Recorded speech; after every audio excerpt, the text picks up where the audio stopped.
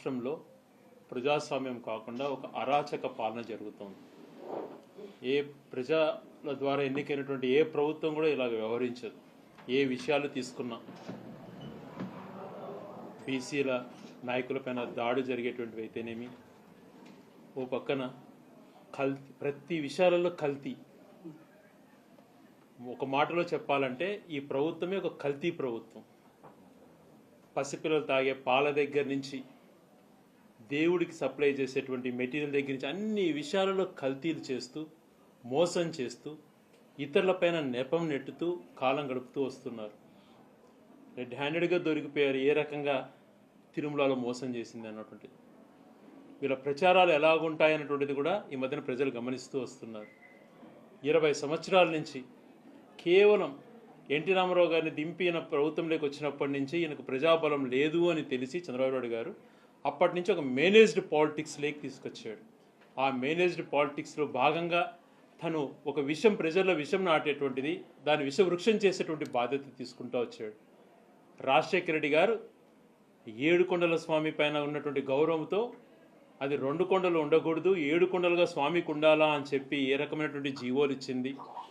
పవిత్రమైనటువంటి 19 దేవాలయాలలో అన్యమత ప్రచారం జరగకూడదు అనేటువంటిది జీవో కాపీలు ఇచ్చింది. అందరం చూసాం. ఆ జీవో కాపీలు కూడా జగన్మోహన్ రెడ్డి గారు చూపించారు. అయినా జగన్మోహన్ రెడ్డి గారి పైన, రాజశేఖర రెడ్డి పైన దుష్ప్రచారం చేయటం, వాళ్ళు హిందూ వ్యతిరేకంగా మాట్లాడుతుండడం, వాళ్ళు హిందువుల మనోభావాలకు వ్యతిరేకంగా ఉన్నారు అన్నటువంటిది ప్రజెంట్ చేయడానికి ప్రయత్నం చేశాడు. చంద్రబాబు నాయుడు కంటే కూడా 100 రెట్లు ఎక్కువగా రాజశేఖర రెడ్డి గారు కానీ, జగన్మోహన్ రెడ్డి గారు కానీ అందరినీ సమానంగా చూసే తత్వంలో కానీ, హిందువుల యొక్క ఎవరెవరి మనోభావాలను గౌరవించే విషయాలలో చాలా ముందని చేశారు. ఇలా చేసుకుంటూ, తప్పు మీద తప్పు చేసుకుంటూ డైవర్ట్ చేయడం కోసం ఏ రోజుకు ఆ రోజు మళ్ళా నీచమైనటువంటి పాలిటిక్స్ చేయటం. జోగి రమేష్ గారి పైన కానీ, అంబటి రాంబాబు గారి ఇంటి పైన కానీ, నల్లపరెడ్డి ప్రసన్న కుమార్ రెడ్డి ఇంటి పైన కానీ, ఇలాంటివన్నీ కూడా వీళ్ళు చేసినటువంటి దారుణాలు చూస్తే, దాడులు ఎక్కడన్నా 10 నిమిషాల్లో ఉన్న ఒక 100 మందిని 5 నిమిషాల్లో కంట్రోల్ చేయాల్సిన దాన్ని పోలీసులే వాళ్ళకి రక్షణగా ఉండి ఇంటిపైకి యాసిడ్లు, బాంబులతో ఈక్వల్ అయినటువంటి, పెట్రోల్ బాంబుతో ఈక్వల్ అయినటువంటి సీసాలన్నీ కూడా ఇసిరేసి ఇంటిని దగ్ధం చేస్తూ ఉంటే, కనీస బాధ్యతగా 5 నిమిషాలలో కంట్రోల్ చేసినట్టు దాన్ని ఎన్కరేజ్ చేస్తూ ఎక్కడికక్కడ ఒక ప్లాన్డ్గా మనుషుల్ని తీసుకురావటము, మళ్ళీ అక్కడంతా చేసిన తర్వాత వాళ్ళని ఒక ప్లేస్కి తీసుకెళ్ళి వాళ్ళ వెహికల్స్లో తరలించడం అన్నీ కూడా రికార్డ్ అయి ఉన్నాయి. కానీ చర్యలు ఏమీ లేదు. వైఎస్ఆర్సీపీ ప్రభుత్వం అప్పుడేదో ఒక తప్పుడు ప్రచారం వల్ల కొంతమందిని వైఎస్ఆర్సీపీ దుష్ప్రచారం చేయించాడు. ఈరోజు గతంలో చెప్పినటువంటి వాళ్ళు, చూసినటువంటి వాళ్ళు ఈరోజు వాళ్ళే మాట్లాడుతున్నారు. రామచంద్ర యాదవ్ గారు ఉదాహరణకి, ఆయన ఈరోజు చెప్తున్నారు, వైసీపీ ప్రభుత్వం ఎప్పుడు ఇలా దాడులను ప్రోత్సహించలేదు, బీసీలపైన ఇలా చేయట్లేదు. ఈ ప్రభుత్వం, కూటమి ప్రభుత్వం వచ్చినాక బీసీలని దారుణంగా హింసిస్తున్నారని ఆయన మాటలు చెప్పడం.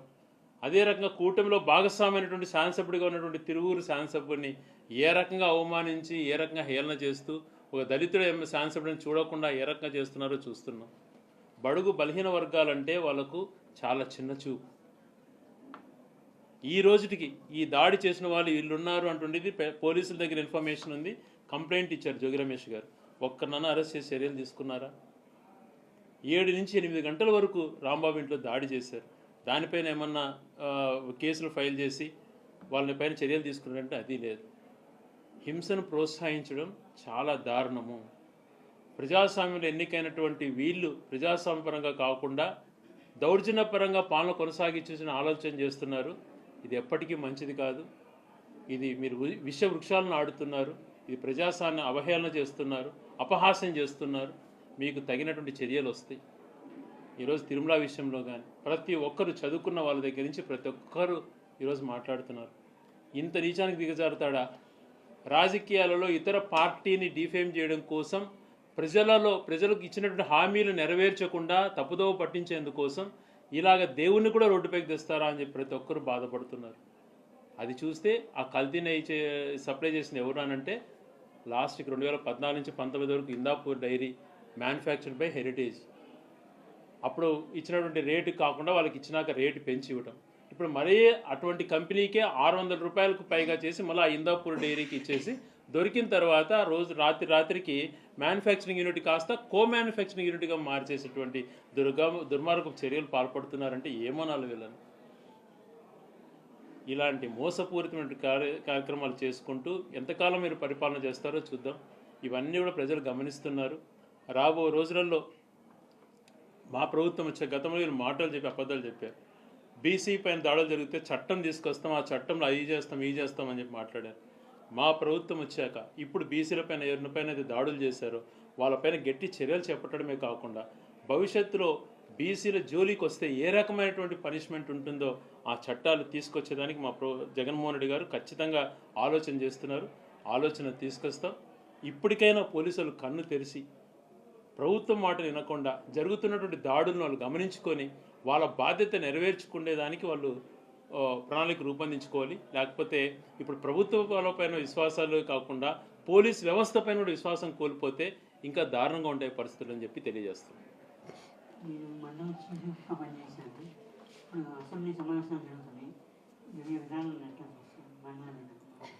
ఒకటండి, నేను అనేక చీఫ్ విప్గా ఉన్నప్పుడు బీఏసీ సమావేశాలలో జగన్మోహన్ రెడ్డి గారు చాలా గౌరవంగా చంద్రబాబు నాయుడు గారిని ఆహ్వానించండి, ఆయన వచ్చేంత వరకు వెయిట్ చేద్దామన్న మాటలు నేను ఆయన నోట్లో నుంచి విన్నాను. అదే రకంగా ఆయన ప్లేస్ ఆయన రాకుండా అచ్చెన్నాయుడు గారిని పంపించినప్పుడు అచ్చెన్నాయుడు గారితో మేము ఉన్నటువంటి ఆ రోజు ఆ బీఎస్సీ కమిటీలో ఉన్న సభ్యులతో ముందు అచ్చెన్నాయుడు గారు ఏం చెప్తున్నారో వినండి, ఆయన ఏం అడుగుతారో అదే ఇవ్వండి, దాని ప్రకారమే నడిపిస్తామని చెప్పి క్యాబినెట్ మంత్రిగా అదే బీఎస్ సమావేశంలో మాతో పాటు జోగి రమేష్ గారు కూడా ఉండేవారు. ఏ రకమైనటువంటి గౌరవం ఇచ్చేటువంటి వాళ్ళు చూస్తాం. మొట్టమొదటి ప్రతిపక్షానికి అవకాశం ఇవ్వడని చెప్పేటువంటి వాడు జగన్మోహన్ రెడ్డి గారు. ఈరోజు చాలా ఎలాగ చేస్తున్నారో కౌన్సిల్లో మనం చూస్తున్నాం. ఇంకా అసెంబ్లీలో ఏ రకంగా ప్రవర్తన ఉంటుందో వాళ్ళకు వాళ్ళు భజన చేసుకుంటూ ప్రజాస్వామ్యాన్ని అపహాస పాలు చేస్తూ నడిపించుకుంటున్నారు. కానీ ప్రజా సమస్యల పైన ఇచ్చినట్టు హామీలు ఏంది, ఏమి నెరవేర్చలేకపోతున్నాం, ఎందుకు నెరవేర్చలేకపోతున్నాం అని సమాధానం చెప్పే పరిస్థితిలో లేరు. విద్యార్థులను వంచారు. 3,000 అని చెప్పి నిరుద్యోగ భృతి ఇస్తామన్నారు. ఇప్పుడు దాదాపుగా 2 సంవత్సరాలు అయిపోయింది. సంవత్సరానికి 36,000 చొప్పున 72,000 పైగా విద్యార్థులకు ప్రతి ఒక్కరికి బాకీ పడ్డారు. ప్రభుత్వం ఏర్పడి 2 సంవత్సరాలు అవుతోంది. ఇంతవరకు ఒక్క కొత్త పెన్షన్ ఇవ్వలేదు. 50 సంవత్సరాలకే బీసీకి ఎస్సీ ఎస్టీలకు పెన్షన్ ఇస్తామన్నారు. దాదాపుగా 10-20 లక్షల మందికి పెన్షన్ లేకుండా చేస్తున్నారు. ఉన్న పెన్షన్లో 5-6 లక్షలు తగ్గించారు. కొత్త పెన్షన్ ఒకటి ఇవ్వకపోగా ఇచ్చేటువంటి పెన్షన్లో 5-6 లక్షలు తగ్గించి 50 సంవత్సరాలకు పెన్షన్ ఇస్తామని చెప్పి అది ఎగరగొట్టారు. మహిళలను అయితే నిర్వీర్యం చేశారు. డాక్రా సంఘాన్ని నిర్వీర్యం చేశారు. వాళ్ళకి ఇవ్వాల్సినటువంటి లోన్లు ఇవ్వకుండా వాళ్ళను ఇబ్బంది పెడుతున్నారు. మరొక పక్కన నెలకు 18 సంవత్సరాలు దాటినట్టు 1,500 ఇస్తామని చెప్పారు. అది గాజులకు వదిలేశారు. విద్యార్థులకు దాదాపుగా 6,000 కోట్ల పైగా ఫీజు రియంబర్స్మెంట్ బకాయిలు పెట్టారు. ఇంత ఘోరంగా పరిపాలన చేస్తూ మరొక పక్కన పరిశ్రమల వాళ్ళని బెదిరిస్తూ రౌడీజం చేస్తే పరిశ్రమలు పెట్టాల్సినటువంటి వాళ్ళు కూడా పారిపోతున్నారు. ఏం జరుగుతుందో చూసాం. గతంలో వైఎస్ఆర్సీపీ పైన దుష్ప్రచారం చేశారు. కానీ ఆ హాయంలో జగన్మోహన్ రెడ్డి గారి హాయంలో అభివృద్ధి ఎంత చెందింది, పరిశ్రమలు ఎన్ని వచ్చాయి, ఎన్ని ఉద్యోగాలు ఇచ్చాయి అటువంటిది మేం కాదు, రిపోర్ట్స్ ఉంటాయి. ప్రతి ఒక్క రిపోర్ట్స్ మీరు చూసుకుంటే తెలుస్తుంది. ఎవరి పాలన గొప్పగా ఉండిందో, ఎవరి పాలన దుర్మార్గంగా, ఎవరు విధ్వంసం చేస్తున్నారో అంటే తెలుస్తుంది. కేవలం మీకున్నటువంటి స్ట్రెంగ్త్తో విధ్వంస పాలన ప్రచారం చేశారు తప్పితే జగన్మోహన్ రెడ్డి గారు ఎక్కడ విధ్వంస పాలన చేయలేదు. తాను ఎంతసేపు సామాన్య మానవుడికి మంచి చేయాలని చెప్పి పాఠశాలల దగ్గర నుంచి తీసుకున్నా, హెల్త్ పరంగా తీసుకున్నా, ఉద్యోగపరంగా తీసుకుంటే పోర్ట్స్ విషయంలో తీసుకున్నా, ఇలాంటివి అనేకమైన కార్యక్రమాలు ఒక మంచి ఉద్దేశంతో భవిష్యత్తు పైన ఆలోచన చేసి ఆయన మంచి చేశాడు. ఆ మంచిని చెడుగా చూపించి లబ్ధి పొందినారు. ఈరోజు విధ్వంసం అంటే ఏందని వీళ్ళు చూపిస్తున్నారు. ఓటు వేసిన అంగన్వాడీలు నేడు రోడ్డు పడే పరిస్థితి ఉంది. చూస్తే రాష్ట్రం అంతా కూడా వాళ్ళు ధర్నా చేస్తూ కేసులు ఎదుర్కొంటున్నారు. మీకు ఏ విధంగా అంగన్వాడీ విషయంలో కానీ అంటే మహిళలు ఎక్కువగా ఉంటారు. మహిళలే పనిచేస్తారు అంగన్వాడీ సెక్టర్. అలాగే గ్రామీణ ప్రాంతాలలో అంటే ఈ నర్సులకు సంబంధించినటువంటి వాళ్ళు ఉంటారు. వీళ్ళ విషయంలో జగన్మోహన్ రెడ్డి గారు మహిళలు ఉంటారన్న ఉద్దేశంతో అధికారంలోకి వచ్చినటువంటి ఒక్క నెలలోనే నిర్ణయం తీసుకొని వాళ్ళ శాలరీలు దాదాపుగా డబల్ చేశారు. అంగన్వాడీలు కూడా జగన్మోహన్ రెడ్డి గారు శాలరీ డబల్ చేశారు. ఫస్ట్లోనే 5 సంవత్సరాలకు బెనిఫిట్ రావాలని ఆలోచన చేశాడు. ఈయన ఇప్పటికీ ఏవో హామీలు ఇచ్చాడు. ధర్నా చేసేటప్పటికి 2 సంవత్సరాలు అయింది. వాళ్ళ హామీలు నెరవేర్చకుండా పోగా మళ్ళీ ఇండైరెక్ట్ వాళ్ళ పైన కేసులు పెట్టించి లాఠీ చార్జీలు చేస్తూ వాళ్ళని మళ్ళీ బెదిరింపు చేయడం, మిమ్మల్ని ఉద్యోగాల నుంచి తీసేస్తామన్నటువంటి మాట. ఏ ఒక్కరికి న్యాయం చేస్తున్నాడు? ఈరోజు ఉద్యోగుల పరిస్థితి ఎంత ఘోరంగా ఉందండి. గతంలో టీచర్స్ కానీ మిగిలినటువంటి అందరి ఎంప్లాయీస్కి జగన్మోహన్ రెడ్డి గారు ఫస్ట్ వస్తానే 27% ఐఆర్ ఇచ్చాడు. ఇంతవరకు ఐఆర్ గురించి మాట్లాడుతున్నాడా? పిఆర్సీ చేస్తాడు ఏమన్నా మాట్లాడుతున్నాడా? డిఏలు ఎన్ని పెండింగ్ అని వాళ్ళ పరిస్థితి అలాగే ఉంది. ఎంప్లాయీస్ పరిస్థితి మరొక రకంగా, అంగన్వాడీల పరిస్థితి ఇదే కాకుండా ఏ ఒక్కరిని కూడా, ఏ సెక్టర్ కూడా, ఏ ఒక్క వ్యవస్థ కూడా సంతోషంగా లేదు ఈయన పరిపాలనలో. అందరినీ వేధించడం, అవతల వాళ్ళపైన ఎలా కక్ష తీర్చుకోవాలన్నటువంటి దానిపైన యూటిలైజ్ చేసుకుంటున్నాడు తప్పితే పరిపాలన అందించి పలానా వాళ్ళకు మంచి చేయాలన్నటువంటి ఉద్దేశం ఆయనకు ఏ క్వశ్చన్ కనిపించలేదు. సచివాలయ వ్యవస్థను తీసుకొచ్చిన జగన్మోహన్ రెడ్డి గారు ఆయన మానసిక పుత్రిక కాబట్టి దాన్ని నిర్వీర్యం చేయాలనే ఉద్దేశంతోనే వాళ్ళని వాలంటీర్లు చేసిన వాళ్ళు చేసిన పని కన్నా కూడా చాలా దారుణంగా అర్ధరాత్రి వరకు కూడా ఇంటింటికి తిరుగుతూ సర్వేల పేరుతో వాళ్ళని వేధిస్తున్నారు. ఇటీవల చాలామంది కూడా ఆ బాధను తట్టుకోలేక గుండెపోటుతో కానీ మరణించడం జరిగింది. దాన్ని మీరు పరిపాలన సౌలభ్యం కోసం ప్రజలకు పాలన దగ్గరగా ఉండాలి. ప్రతి గ్రామంలో ఒక సచివాలయం ఉండాలి. దాని పక్కనే రైతులకు ఉపయోగపడే రైతు భరోసా కేంద్రం ఉండాలి. దాని పక్కనే హెల్త్ సెంటర్ ఒకటి ఉండాలి. దానికి పక్కన పాల కేంద్రం ఉండాలి, డిజిటల్ సెంటర్ ఉండాలి అని చెప్పి ప్రతి ఒక్కటి ఒక ప్రణాళికబద్ధంగా ఆలోచన చేసి ఆ సచివాలయం కూడా ఊరికే నామకావాస్తి కాదు. గతంలో 1987లో రామారావు గారు అంతకుముందు ఉన్నటువంటి సమితి వ్యవస్థ అన్నటువంటి దానికి మండల వ్యవస్థ తీసుకొచ్చారు. తర్వాత ఆ మండల వ్యవస్థని ఇంకా దగ్గరగా ప్రజలకు దగ్గర చేయాలి. గ్రామీణంలోనే అదే గ్రామంలో 10 మంది ఎంప్లాయీస్ ఉంటూ పంచాయత్ సెక్రటరీ దగ్గర నుంచి, సర్వేయర్ దగ్గర నుంచి, ఇంజనీరింగ్ సెక్రటరీ దగ్గర నుంచి అందరూ కూడా ఆ సచివాలయంలో భాగంగా ఉండి ప్రజలకు దగ్గరగా పనిచేయాలన్నటువంటి ఉద్దేశంతో ఆ వ్యవస్థ తీసుకొచ్చారు. అన్ని సచివాలయాలు కూడా నిర్మింపజేశారు. ఈరోజు అది పేరు జగన్మోహన్ రెడ్డి గారికి వస్తుంది అని చెప్పి గ్రామ సచివాలయాన్ని పేరుంటే దాన్ని తీసుకొచ్చి ఏదో స్వర్ణ బిల్డింగ్ ఏదో పెట్టాడు పేరు.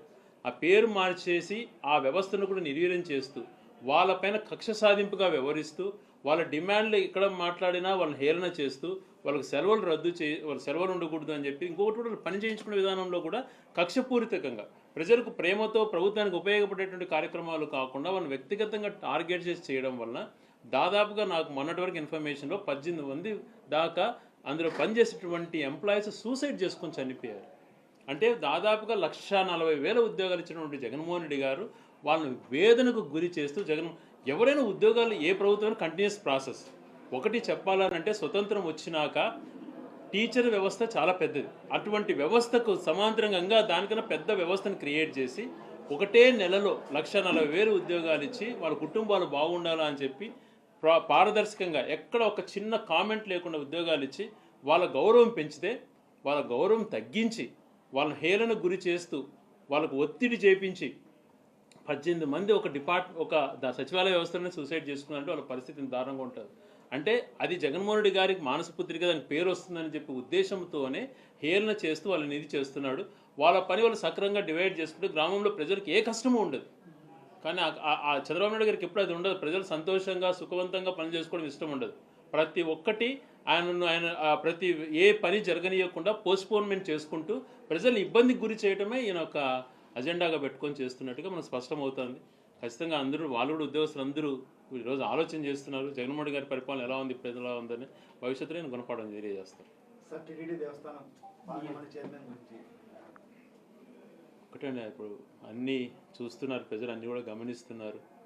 వెంకటేశ్వర స్వామి విషయంలో అనవసరంగా గెలుక్కొని గతంలో చంద్రబాబు నాయుడు గారు ఉన్నప్పుడే వెయ్యికాల మంటపం అన్నటువంటిది జియంగర్లు కానీ పెద్దలంతా సూచించారు, అయ్యా దాన్ని తొందరపడి తీసేయొద్దు అని చెప్పి.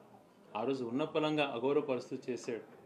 ఏ రోజు కూడా ఆయన ఒక్క మంచి కార్యక్రమం తిరుమలలో చేపట్టలేదు. ఈరోజు జగన్మోహన్ రెడ్డి గారు చెప్పిన కార్యక్రమాలు అన్నీ కూడా చిరస్థాయికి గుర్తుంటాయి. రాజశేఖర్ గారు చేశాడు. వేద పాఠశాలలు ఉండాలా అని చెప్పి నిర్ణయం తీసుకునే దగ్గర నుంచి వైకుంఠ ఏకాదశికి సామాన్యుడు కూడా వైకుంఠ ద్వారం దర్శనం చేసుకోవాలని 10 రోజులు పెట్టినటువంటిది ఎన్ని లక్షల మందికి ఉపయోగకరంగా ఉందో ఒకసారి ఆలోచన చేయండి. నవనీత సేవ అని చెప్పి వెన్నతో స్వామికి చేసేటువంటి సేవలో పవిత్రత ఉండాలా అని చెప్పి న్యాచురల్గా అంటే ఆవుని నెయ్యిని ఎట్లా తయారు చేయాలి, కట్టెల పోత కాల్చి దాన్ని పేరు పెట్టి ఎలా స్వచ్ఛమైనటువంటి నెయ్యి ఎలా ఉండాలని చెప్పి ఆ సేవని ఇంట్రడ్యూస్ చేసే దగ్గర నుంచి ఏ అంశం పైన కూడా దేవుడికి మంచి అయినట్టు అంశాలలో అనేక మంచి నిర్ణయాలు తీసుకున్నా ఈయన ఏది అటువంటి చేయకుండా అక్కడ నియమించినటువంటి వ్యక్తులు అలాగే ఉన్నారు. వ్యవస్థని దిగజార్చుకుంటూ పోవడం వల్ల ఈరోజు ప్రజలంతా కూడా బాధపడుతున్నారు. ఎస్పెషల్ నెయ్యి లడ్డు విషయంలో జంతు కొవ్వు కలిసిందని మాట్లాడారు. అది ఏది వాస్తవాలు తెలుసుకోకుండా పవన్ కళ్యాణ్ గారు పరిగెత్తుకుంటా పోయి నేను సనాతన ధర్మము ఐఎమ్ అన్అపోలజెటిక్ సనాతని అని ఏదేదో మాట్లాడాడు సార్ ఊపి. ఈరోజు సుప్రీంకోర్టు నియమించిన కమిటీనే దాంట్లో జంతుకో లేదని తెలియచేసినా కూడా మళ్ళా ఫెనాయిల్ ఉంది, బాత్రూమ్ క్లీనింగ్ ఉంది, ఏదేదో చెప్పి దాన్ని కించపరుస్తున్నటువంటి ఈరోజు వాళ్ళు చేసినటువంటి తప్పులు ఒకటి బయటపడితే దేవుడు కూడా శిక్ష విధిస్తున్నాడు.